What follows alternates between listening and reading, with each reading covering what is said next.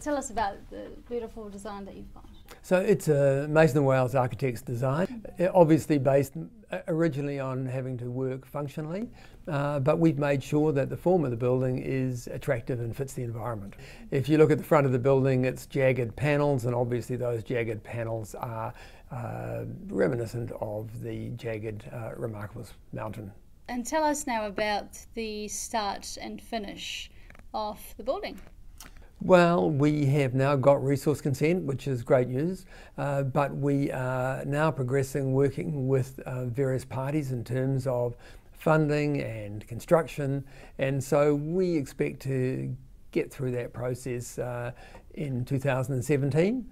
Hopefully so we can start construction in 2017 with a view to it being open by late 2018. Maybe clarify for me the costs and sort of who's paying for this? Well, the stage one of the conference centre we expect to cost, excluding the land, around about 30 million.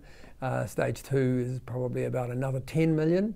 And we're obviously one of the key people underwriting that here at Remarkables Park Limited.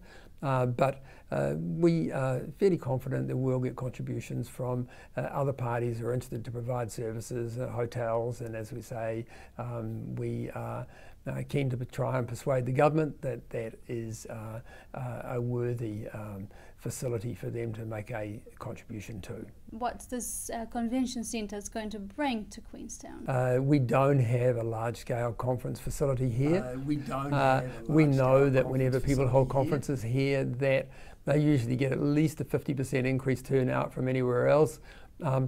Probably not just because they want to go to the conference, but because they want to have the excuse to come to Queenstown. The council had plans to have a convention centre in the middle of Queenstown. Where does that leave the council? Actually on the outskirts of the downtown, quite high on a hill, in not a particularly easy place for people to walk to and from. So I'm not entirely surprised that that proposal, which was really very expensive and would have involved a lot of ratepayer money being invested. We do know that you own about 100 hectares of land.